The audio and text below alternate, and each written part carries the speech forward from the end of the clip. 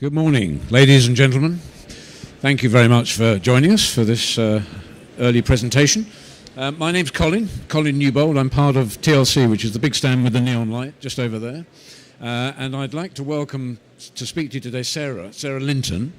Sarah Linton and Dr. Amanda Potter work with us in a joint venture. So their company is called Zircon, and they work with TLC, where Shift happens, to run all of our talent assessment projects. So we're in the business of talent assessment as well as talent development, and we work with these guys to do that. And these guys are very, very academic. They spend hours interviewing people to try and find out what is going on in the world of HR and talent. And as a result of that, this is the second paper that we've had them present on our behalf.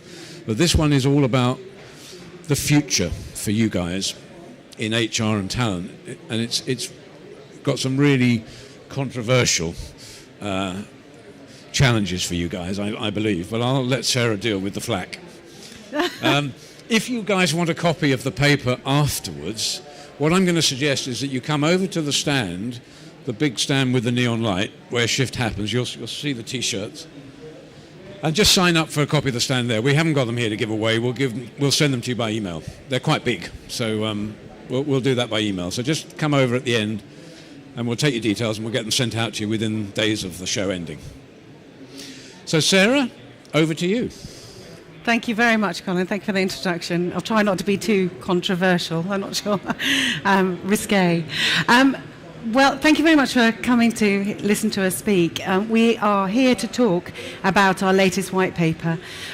What we have found is that organisations have been telling us that things are changing. And so we really wanted to understand what the changes were and what the impact of those changes are on HR within organisations, and then subsequently what that means for the organisations themselves and the leaders within those businesses. So we wanted to understand the critical challenges facing the organisations in the 21st century and what was needed to do to overcome those. So we went out and we talked to a large number of organisations. There were 39 HR and talent directors within global organisations, and we went and spoke to them and did in-depth interviews with them so we could really understand what their thinking was. And we were lucky enough to have people be very open with us about some of the things that they're facing at the moment. So the questions that we asked, first of all, we were asking them to identify those micro and macro challenges facing the organisation. So we're interested in this because the market forces and also those forces coming from within the business really should be shaping the future strategic agenda of any team within an organisation as well as the wider organisation. We also wanted to understand the challenges those HR teams were facing as a result of those and the characteristics of an HR leader, and for our purposes, the definition of an HR leader is a budget holder. So the characteristics of those HR leaders and what it means for them to be successful within the changing shape of these global organisations. So we were looking at what the requirements were between 2014 and 2017. So what they will need to deliver in order to make sure that they're successful for the future. So let's start with the macro challenges. Not surprisingly, number one is the state of the global economy. Now, interestingly, is something that I think every single time someone turns a television on, you will hear them talking about the global economy, what's happening at the moment in the global economy, and how businesses have been struggling, and then subsequently how they've been restructuring and moving forward as a result of that. And there are organisations that have thrived within these environments, but things are still changing, and they are still in an uncertain state, although we're being told that we're in recovery as well. So also, the second point was around the availability of talent globally. Now this we found fascinating because you would think in an environment of unemployment, it would be really easy to secure the talent that you would need to be successful. But the reality is that people batten down the hatches when they're nervous about the economy. That has an impact on mobility and people's willingness to actually look at moving on, especially those people who are very good. If they're onto a sure thing and they're in an organisation, it's the old adage of stick with the devil you know, than necessarily move. So looking to grow quality talent as well as acquire good talent as well. So the increase in globalisation. So interestingly, organisations used to define themselves as multinational. Now we're looking much more towards global models within organisations. So, to push a bit harder, sorry. Okay, so the next piece is around the increased legislation and regulation. You will know, especially within the financial services sector, you will see that increased regulation is having a huge impact on the way people operate. In some cases, people are being completely immobilized by the need to comply with regulations. Not just the financial services. If you look to the public sector as well, you've got organizations who have to comply with the boundaries of those policies and procedures and those social responsibilities. And that does have an impact on people's talent strategies. The pace of technology and change and digitization. So nobody wants to be Nokia or BlackBerry, where they were the market leaders. You need to be absolutely at the forefront of what is going on within your sector as far as the digital technology is concerned. So therefore, organizations need to be thinking about this. So in order to be part of that digital future, they don't just look at their competitors who are number 2 or number 3 in the market. Quite often, they're looking at their competitors who are number 100 or don't even have a number, because the digital market and the way people operate making a huge difference to how people should be looking forward. So the micro challenges, so there's things that are actually internal to the organisation that have an impact on what we should be doing. It doesn't surprise you that we want to be strengthening and developing the leadership capability. If we've got strong leaders, we can get the best out of our people. And nearly all organisations nowadays need people to drive their agenda and make those profits that the boards all want at the end of the day. Successfully delivering organisation change and restructure programmes. So you've got Andy Hill here saying organisations need to take more of a long-term view during times of change and continue to develop talent from within. The number of organisations that take a short or medium-term view when they're looking at restructure, because of the forces that are coming towards them from the board and from the shareholders, has a big impact on their longevity and their sustainability as far as those strategies are concerned. So creating and implementing a clear talent strategy. We did a piece of research, I think Colin mentioned it just a couple of minutes ago last year, where we identified that actually having a clear talent strategy that the business can really understand and identify with and then apply means that you will be much more likely to be successful. And our research indicated that actually there was a big difference between what the business understood to be the talent strategy and HR. So this is still coming up as something you need to be thinking about. So ensuring diversity in the workplace, and we've got here Craig Wyman from Thomson Reuters talking about women within business. There's still a huge push within organisations to move forward the diversity issues, the women's issues, to get people moving through the organisation and up into those roles, into those senior roles, and getting more of a representative board within organisations. You've also got the achieving of healthy level of employment turnover. Now, there were at least 4 organisations that highlighted this as a key issue for them.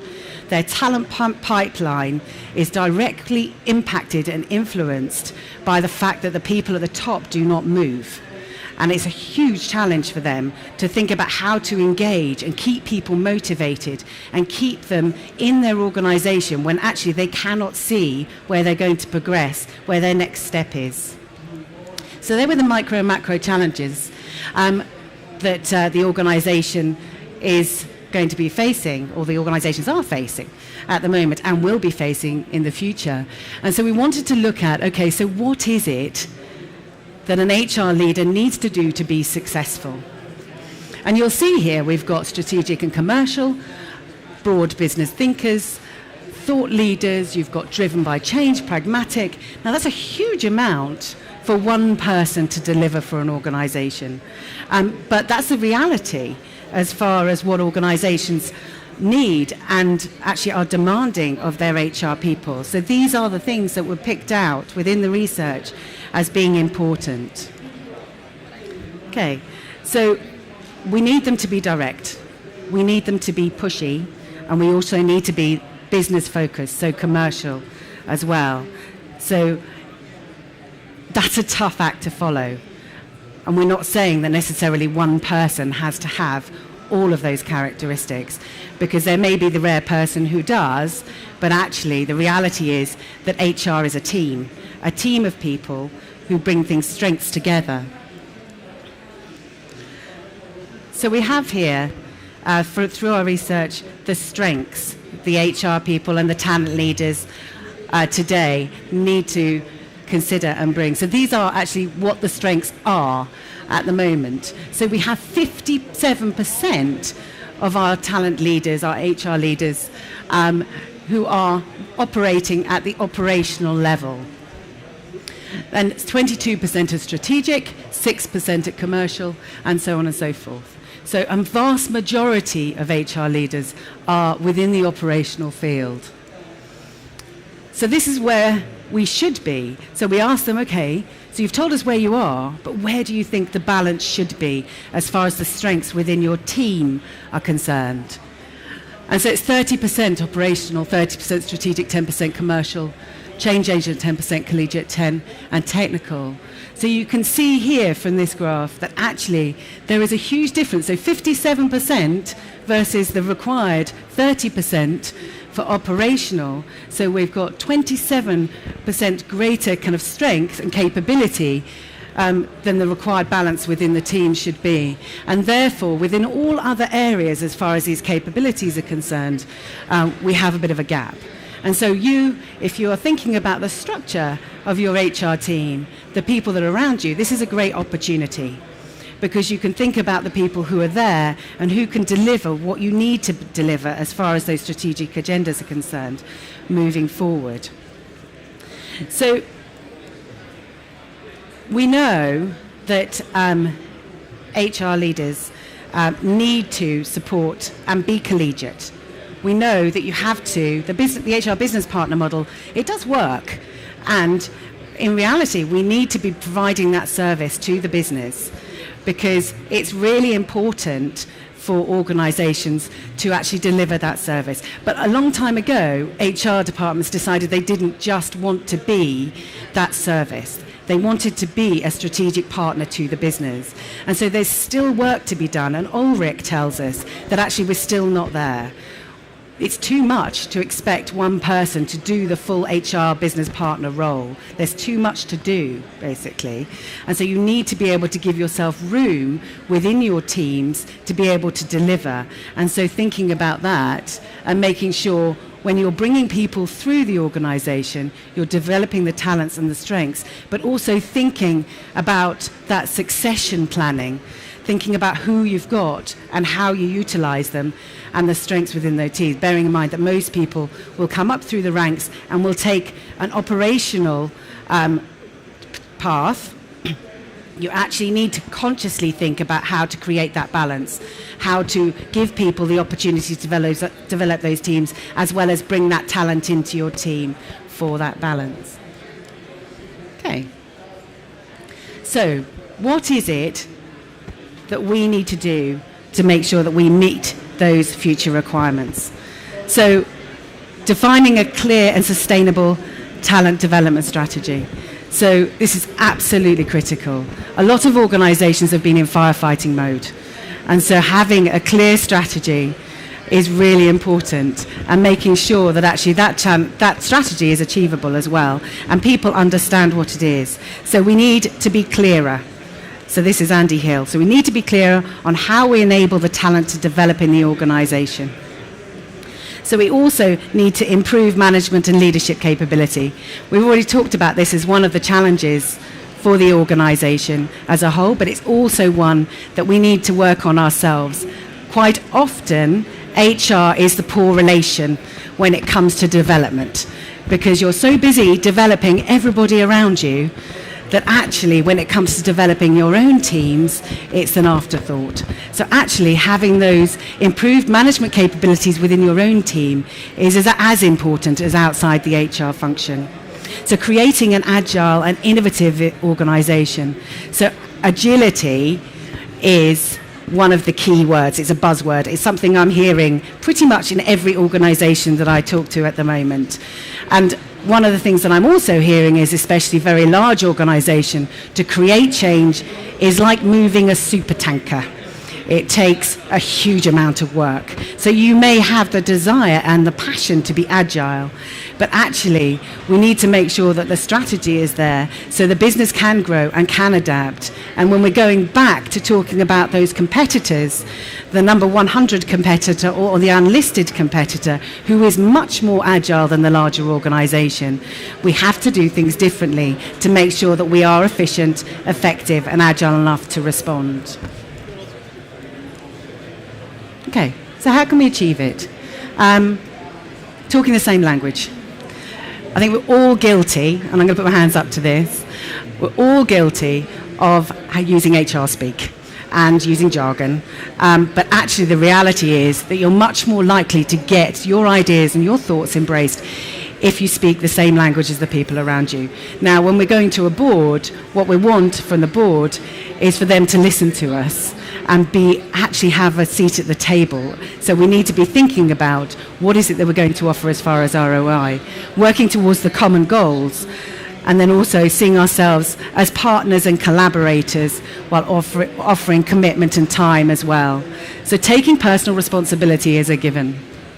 Okay, so the kind of questions that the business are asking us are, so how can we attract and recruit our talent, and where's our potential?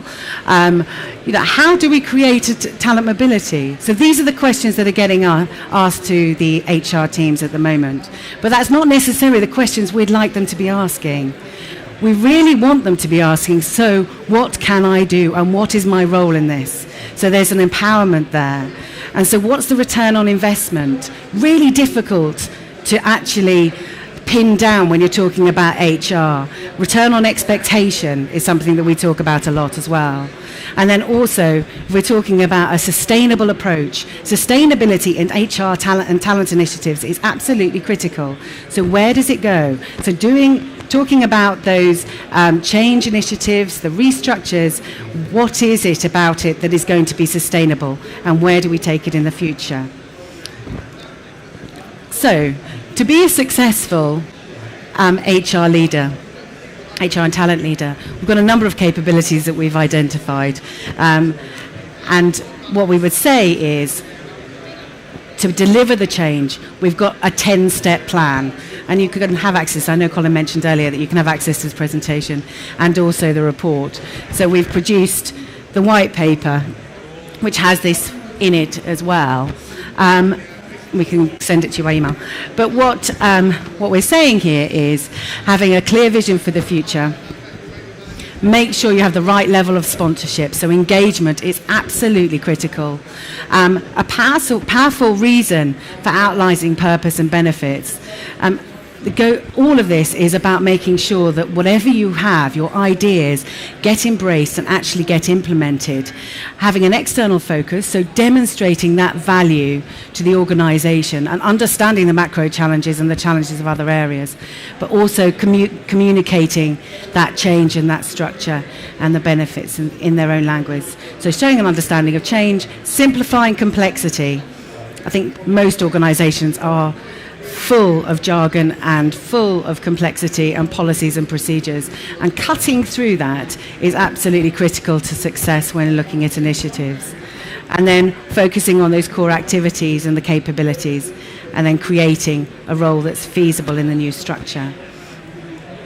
So our conclusion, the role of the talent leader is demanding. And this is where I'm not actually being controversial. I think everybody who has anything to do with HR will appreciate that there are huge challenges when it comes to being an HR and talent leader, because there are high expectations and quite often low investment. Central to the change is the impact of multiple demands. So you will have competing stakeholders, competing demands. and making sure the gap between the managers and the leaders isn't growing. So make sure that you kind of actually create congruence between those groups. So a blend, you need to make sure your business has a blend of HR and talent professionals. You also attract and retain the best people. And you do that by looking at the strengths within your team and making sure that you have that desired balance between operational and commercial strategic. So the next steps. So the core challenges for the HR. This is what we were looking at with the research. So what's the blend of the HR talent leaders that you need to be successful? These are the kind of questions that you want to be asking yourself. So do HR and talent actually have the same priority? Are there conflicts actually internally within your department? And how well are you partnering with your business? So are you just being a service giver, or are you actually being a business partner and able to deliver what they need and making sure that there is sufficient investment? So engaging with the board to make sure that there's investment in talent and the talent agenda moving forward. So that's the information that I have for you today. I was wondering whether any of you have any questions based on the research. If you do have a question, put your hand up and I'll bring the mic to you so that everybody can hear your question. That's question everyone. Second question. Hi. The question is, one of the things you talked about there was the need for the clarity of vision. Yes. That these leaders were saying it's important to have clear vision in terms of the talent strategy. But then you've also talked about the need for agility. So I wanted you to comment on how they fit together, because, some of the experiences I've had have been that the clearer or more specific the strategy is, the less agile HR becomes, because we say, no, we can't do that, that's not in the strategy. Yeah. So, is it worth going one direction or the other and not trying to kind of balance two opposites? Yeah, and I have personal experience of that. I think that it's a really interesting point that you have to have a clarity of vision. But I do feel that organisations who have a clear overall vision, but they have different routes to get to that vision, are often the ones that are successful. The main issues, if I think about some of the projects I've worked on in the last 12 months, the main issues have come up where people don't understand what their role is within that. So where you are changing and shifting is about making sure that you're aligned and making sure that other people understand how that fits into the wider global strategic agenda that you're operating within, because it does need to be anchored to something. One of the things I've seen about agility that doesn't work is where people are maverick and go off-piste and very innovative, but no one is going with them. So you still need to get people to go with you. And I do believe that a clear overall vision is still the key to that success. Does that answer your question? Do you have anything to say? Hello. Hi everybody, I'm Amanda, so I'm Sarah's colleague, and I just wanted to comment on the agility and innovation perspective, because in the research we conducted last year, we recognised that we were asking our leaders to come into the organisation and be agile, but also deliver the values of the organisation. So we want them to be consistent, but we also want them to be agile and innovative. And we're asking our leaders to do two things. We're also asking the same of HR. And there is a conflict, and clarity is absolutely fundamental to the success of delivering any strategy, so that we can ensure consistency, but also ensure agility. So I think it happens at the individual level and also the functional level. Any other questions? Yeah. So Maren.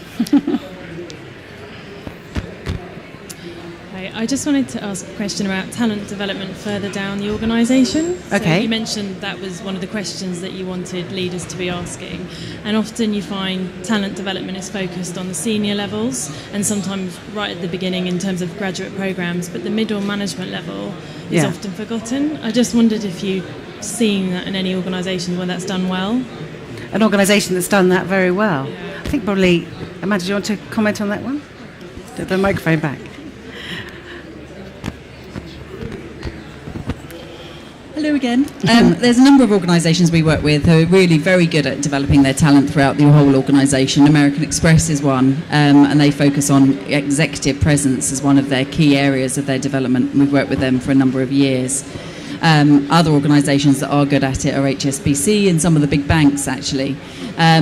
I think when organisations get it right is when the business partner really well with HR and don't see them as a service provider, they see them as a strategic partner.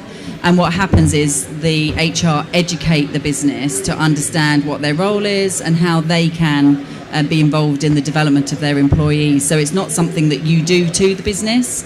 It's more about how can we solve this problem together. So they go to HR with a different type of question, which is more, what can I do? What can we do? How can we define, how can we solve this problem together rather than what are you going to do for me? And yeah, that would be my experience. But there's some great organisations out there with some great ideas. I do think that with the lack of budget, we're finding that that middle sector that you're talking about are being quite demanding for themselves. So they're being much more proactive themselves in going out and seeking out their development. And so they're not sitting back and waiting for it to happen to them. If we look at our model of potential, it's definitely a high potential person who goes out there and engages and gets exactly what they need. Probably those of you who are here who are students and graduates are those people who are identifying that this is important to them and making sure that it's up on not just your agenda, but also the leaders that can support you to make sure that you can get there. We're working for a public organisation. There's very little reward or funding. Yes. How do you think middle managers can motivate their staff? I think that's really interesting. I do think that there are a lot of people now who are about knowledge and developing themselves. And where money isn't available, and I wouldn't say that public sector is the only place where money is scarce, giving people opportunity to develop and learn and grow can quite often be a motivator. I think that Daniel Pink talks about autonomy and mastery, and so there's lots of different ways to to engage people and motivate people. And actually, money and benefits is quite far down the line. Yeah, absolutely. Sorry, it changes at time of recession. Absolutely. Thank you. Any more questions? In that case, I'd like to once again thank Sarah for the presentation, and I'd like you to remember we've got an army of helpers over on the stand, the Where Shift Happens stand, that are happy to take your contact details if you'd like a copy of the slide deck and also the white paper that Sarah's been referring to. Also, on your seats there should be a timetable of some mini presentations that we're making throughout the 2 days on our stand. Each one is no more than 8 minutes. It's just a taster. There's a schedule and there's a little bit of blurb about what each presentation is, and you're more than welcome to join us throughout the next 2 days on the stand. Thank you very much indeed for your time. Thank you.